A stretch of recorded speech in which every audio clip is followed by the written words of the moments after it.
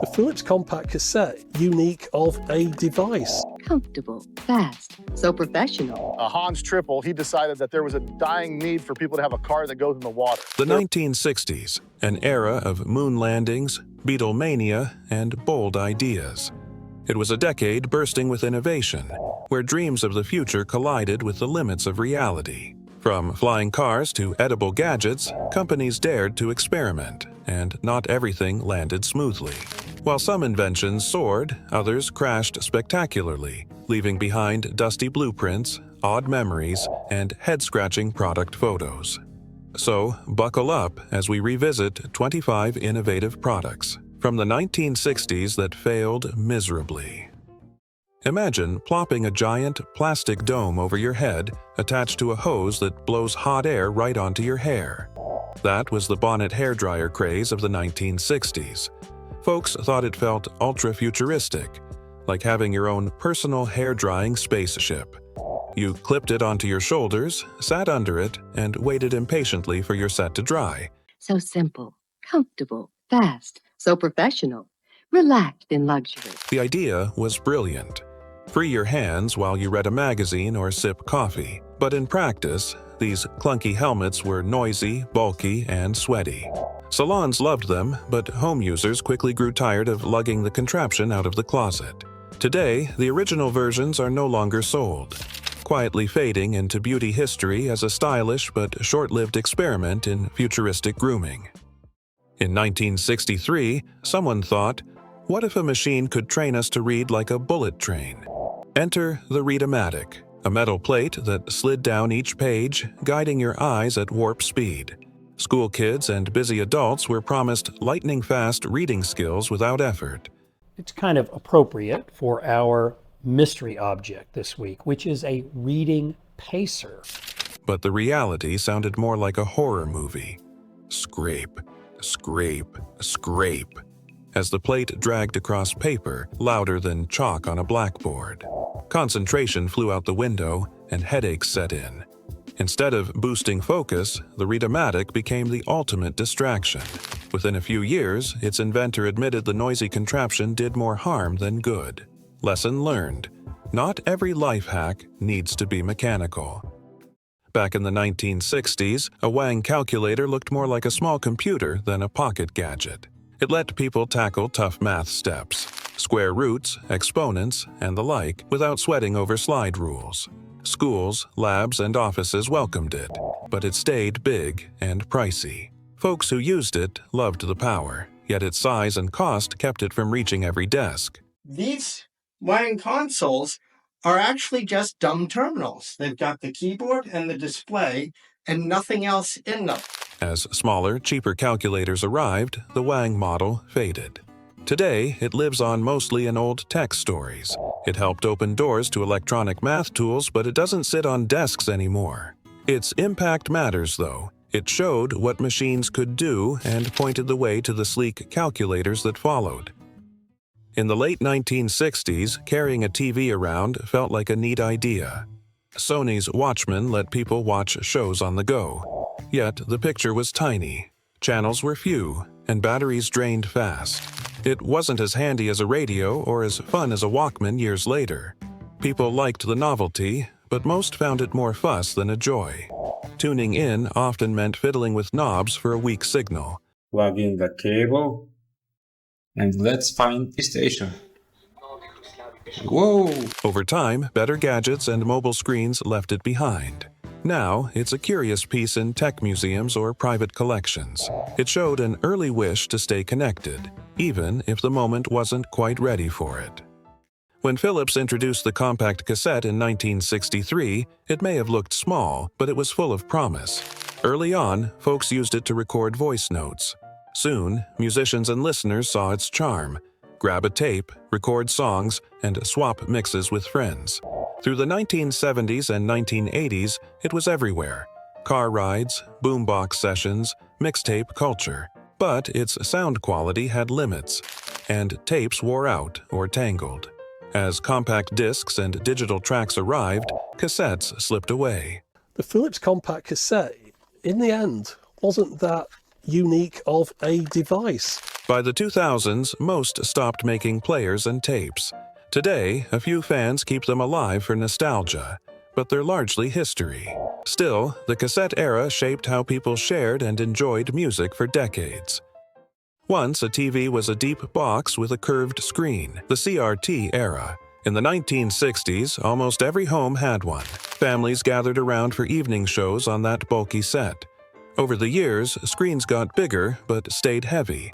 When flat panels arrived, folks rushed to swap that old box for sleek new models. By the mid-2000s, makers quit making CRTs. This is my RCA ColorTrack 2000 console TV, and oh boy, what a fantastic console TV this thing is. Now, you might spot one in a retro game event or a museum exhibit. They're trophies of a time when televisions ruled living rooms in solid, heavy frames. Though gone from stores, CRTs remind us how far screens have come, from thick glass to hands-free streaming. In 1969, the Advanced Research Projects Agency Network, ARPANET, was launched as a way for research centers to share data over long lines. It was slow by today's standards, with simple text messages and basic file transfers. Back then, linking computers across cities felt like magic. The ARPA network provides a new research opportunity for experimenting with issues in computer-to-computer communication. Funded by the Department of Defense, it paved the route for what became the Internet. But ARPANET itself ended in 1982 as newer networks took over. Its gear and protocols gave way to updated tech, yet its spirit lives on in every email and web page today. Though you can't dial into ARPANET now, it showed the world that distant computers could talk and set the foundation for life online. Picture this: you drive your car straight into the lake, pop on some navigation lights, and off you go, floating like a little boat. That was the dream behind the Amphicar Model 770. Unveiled at the 1961 New York Auto Show. Built in West Germany, it rolled on road and water from 1961 to 1965, with 3,178 units made. But it gave mediocre a whole new meaning. The Amphicar was built from 1961 to 1967. A guy by the name of Hans Trippel, he decided that there was a dying need for people to have a car that goes in the water. On land, it was sluggish. In water, it chugged along as slowly as a rubber duck. Owners loved the novelty but hated the compromises. Today, the Amphicar is a quirky conversation piece, proof that sometimes the most wonderful ideas make the least practical inventions. What do toothpaste and frozen dinners have in common? In the mid-1960s, Colgate sought to find out with Kitchen Entrees, a line of ready-to-heat meals featuring meat, potatoes, and vegetables, all sporting the toothpaste giant's unmistakable logo. The premise: leverage brand trust to expand into grocery aisles. However, consumers saw only cognitive dissonance. Why would they eat meals that looked like something they'd squeeze onto a toothbrush? They simply could not understand the connection between the ready-made meals and the toothpaste they've been using the past number of years. Taste tests underscored bland sauces and mushy textures, while the idea of a blue and white striped box conjured minty expectations rather than mealtime comfort. Sales tanked so rapidly that Colgate quietly discontinued the range and refocused on oral care. Kitchen Entrees remains one of the most unusual brand extensions ever attempted, and a stark reminder that brand equity doesn't always translate across product categories. Ever dreamed of smelling the ocean breeze as waves crash on screen? In the 1960s, Smell-O-Vision aimed to bring scents into movie theaters. Special pipes sent aromas, coffee, flowers, salty sea, into the air just as the film rolled. First, the wheel, then the slice-o-matic, and now another giant step for mankind. Smell-O-Vision. The idea sounded magical, but reality stank. The timing was off. Scents drifted in late or out of sync. Worse, smells mixed, turning popcorn oil into a sickly stew. Projectors coughed out heat that ruined scent cartridges, and maintenance crews groaned under the extra work. Audience laughter replaced awe, and critics called it gimmicky. After one night of confusion and nose-holding, Smell-O-Vision disappeared from cinemas. Over time, it became a classic example of overhyped tech gone spectacularly wrong. Get ready to bite into our next entry. an experiment that promised pizza flavor in a crunchy snack. Pizza Spins rolled out in the 1960s with a bold promise: all the tang and cheese of pizza in a crispy, circular chip. The bright red bag flashed images of melty mozzarella and pepperoni circles. Kids snatched them up at lunch, expecting a bite of their favorite slice. But the first taste was a letdown. The crunchy rounds lacked any real cheese flavor, and the tomato seasoning felt watered down. Dips didn't help. Each chip crumbled into powder at the slightest touch. They named them Pizza Spins. Can humans resist pizza spins? Parents frowned at the greasy mess in lunchboxes and store shelves piled up with unsold bags. Retailers quietly pulled Pizza Spins, and snack hopefuls moved on. The Fiat 850 showed up as an affordable Italian subcompact in 1964. Its rounded body and small frame looked cute weaving through city streets. People loved the idea of fuel savings and parking, but the romance faded quickly.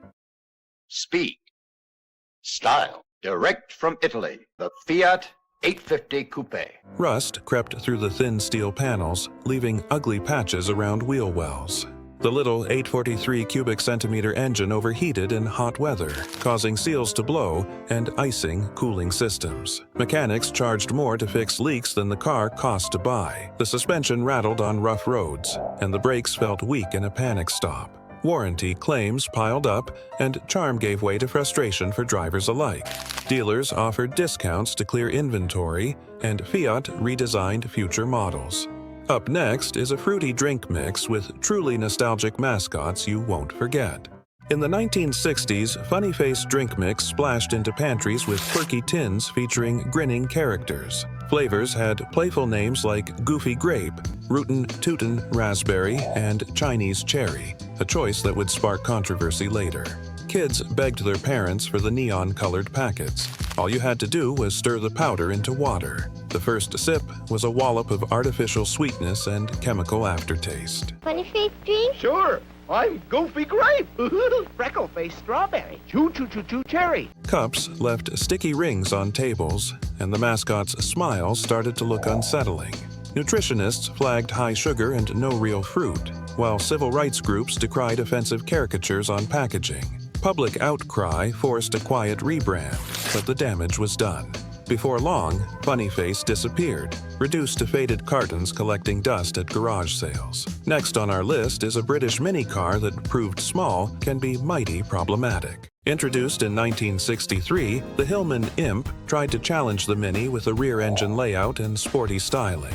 Its aluminum block engine sat under the trunk lid, promising easy access and spirited drives. At first, buyers loved its nimble feel and panache, but soon, reliability issues hijacked the headlines. Brute introduced their first compact family saloon, the Hillman Imp, a response to the rival Austin Mini. Cooling systems struggled, causing heads to warp under hot conditions. Poor sealing led to oil and water leaks that dripped onto driveways. Dealers couldn't keep parts in stock, and service bays overflowed with returning imps. Customers were tired of the constant repairs and unclear maintenance manuals. By 1976, sales evaporated, and the factory closed. The Hillman Imp joined the ranks of well-meaning flops. And now, brace yourself, our next entry is a quirky dinner dose gelatin that truly wobbled its way into kitchen history. In the 1960s, Jell-O savory flavors tried to turn gelatin into a meal opener. Gone were the fruity reds and greens. Instead, wobbly molds came in flavors like celery, Italian salad, and sauerkraut. Hosts set these quivering mounds beside roast meat, hoping guests would marvel at the modern twist. Instead, dinners stalled. Forks smashed the gel, releasing an unappealing aroma and odd texture. Critics described the taste as muted broth trapped in slimy strands. Even fans of savory dishes balked at the sight of shimmering green blocks on their plates. Oh, I didn't make dessert. Instead, I made some fun. Watch that wobble. Recipe books retreated to desserts and salads, and grocery stores shuffled the savory boxes to clearance aisles. Today, these gelatin experiments are museum curiosities, a lesson that not every jiggle belongs at dinner. Dippy canoes were a snack idea that joined chips and dip in one plastic tray shaped like a canoe. The top half held scoop-shaped chips. The bottom half held dipping sauce. At first glance, it seemed perfect for parties and picnics, but the reality was messy. The thin chips snapped under the weight of the dip, landing soggy fragments in the sauce. The plastic divider flexed too easily. Tastes like Indian roasted corn. Black clouds speak true. Try Dippy Canoe.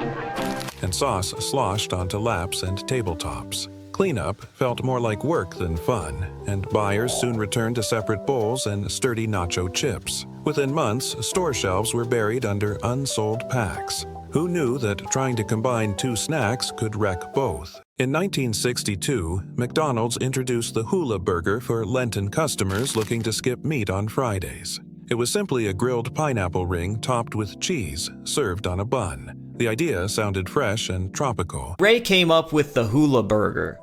And the Hula Burger was a piece of grilled pineapple, promising a sweet twist on a classic burger. But customers walked in expecting a hearty meal and walked out disappointed. The juice-soaked bun turned soggy, and the single pineapple slice lacked substance. Without bacon or beef, many diners felt hungry again minutes later. Franchise owners watched sales slump, and customers clamored for the familiar Filet-O-Fish instead. Within weeks, the Hula Burger sailed away, proving that a single pineapple ring can't satisfy a craving for real flavor. Project GTV was Clairton's high-end television with built-in stereo speakers and sleek walnut cabinets. It promised cinema-quality picture and sound in living rooms. Buyers paid a premium for its stylish design and cutting-edge electronics. Yet, behind the wood veneer, the set overheated, and components failed during long viewing sessions. These two men insist on factory testing every Clairton for 1 week so they can guarantee the performance. Servicing required sending entire television cabinets back to the factory, leaving families without pictures for weeks. Dealers groaned under warranty claims, and Clairton's finances took a nosedive. Despite glowing initial reviews, poor reliability and costly repairs sank the line. By 1967, the glamorous television had bankrupted its makers, showing that beauty and brains mean little if the product can't perform. RCA spent millions in the 1960s developing Select-O-Vision, a futuristic video system that played movies on grooved vinyl discs, like records, but for film. Though the official launch came in the early 1980s, its roots and research stretch back to the 60s. Capacitance electronic disc, CED, promised high-quality visuals at low prices. There's always something good on Select-O-Vision. Let RCA turn your television into Select-O-Vision. But the technology aged poorly before it even hit shelves. The needle-based design wore out quickly, skipped during playback, and couldn't compete with the video home system and Laserdisc. RCA clung to it, but consumers moved on. Years of research and promotion fizzled into a loss of over $500 million. It was a classic case of betting on the wrong future. Originally developed by Pillsbury for the National Aeronautics and Space Administration, Space Food Sticks promised a bite of the future. Portable, chewy snacks packed with nutrients, modeled after what astronauts ate in orbit. Marketed to kids and fitness lovers, they came in flavors like peanut butter and chocolate. Space Food Sticks. To meet the demands of a long space flight, Space Food Sticks had to be a compact, nutritious, high-energy food. But while the concept was space-age cool, the taste was less so. The texture was waxy, the flavor chalky, and the packaging forgettable. Kids compared them to vitamins or stale Tootsie Rolls. Sales never reached orbit, and parents stuck to granola bars and real candy. By the late 1970s, the sticks quietly vanished from shelves. Even astronauts stopped taking them. Now, they live mostly in nostalgic blog posts and trivia nights. In the 1960s, a Tupperware party was the place to see the latest in kitchen magic. Friends gathered in living rooms as a hostess demonstrated burp seal containers that kept food fresh far longer than ordinary lids. Each show averaged about $100 in sales, earning the hostess around $25 in commission. Yes, there's a party going on at Mrs. Betty Martin's house. It's a Tupperware party. Real money at a time when women were just discovering financial independence. Neighbors chatted over lemonade, swapped recipes, and compared container sizes, turning a sales pitch into a social event. The buzz spread fast. Tupperware parties became a cultural phenomenon that reshaped how products were sold and how women connected with each other. But just when everyone thought home-based sales were forever, a rocket pack was tested on the White House lawn, revealing an entirely different kind of demo. The Bell rocket belt looked like something out of a sci-fi movie, a jetpack that strapped to your back and sent you soaring. It was introduced in 1960. In 1961, a test flight dazzled President Kennedy, lifting its pilot about 120 meters for roughly 20 seconds. Crowds gasped as he hovered and dipped before a gentle, if somewhat abrupt, landing. Scott slowly lifts off the ground and hovers for 10 seconds. But behind the spectacle lay harsh realities. The tiny fuel tanks emptied in moments, leaving no room for error. There was no safety backup if anything went wrong mid-air. Maintenance was complex and the risk of fire or crash was high. Military brass admired the bravado but soon realized it was more stunt than strategy. Within a few years, the rocket belt was sidelined. Too dangerous, too short-lived, and simply not ready for action. At the dawn of the 1960s, the modified version of Alibi Phone VA5811 hit the market as one of the first home answering machines. Unlike earlier gimmicky phone-touching robots, it used a magnetic disc, think of a vinyl record coated in plastic, to record and play back messages. Inside, the bulky vacuum tube circuitry of prototypes gave way to sleek germanium transistor boards, shrinking the electronics and improving reliability. When your phone rang, the Alibi Phone's play record head swept across the spinning disc, capturing your caller's voice in real time. The disc mechanism and head design traced back to Willie Muller's 1950s work, which later inspired the read-write systems at the core of computer hard drives. Despite the clever engineering, the machine cost a small fortune. It's a funny device because it can't record messages from the one who's calling. It only plays back the message that you record on it. Produced a scratchy sound and required frequent maintenance. People soon realized it was easier to answer calls themselves, so the Alibi Phone quietly faded into history. In the early 1960s, Chrysler chased a wild idea. Swap the usual piston engine for a gas turbine, the same kind that powers jets. They built only 55 turbine-powered cars, letting real drivers lease them for a few months. Riders loved the smooth acceleration and the deep, humming roar under the hood. The automotive industry takes another giant step forward as it unveils an experimental gas turbine test car.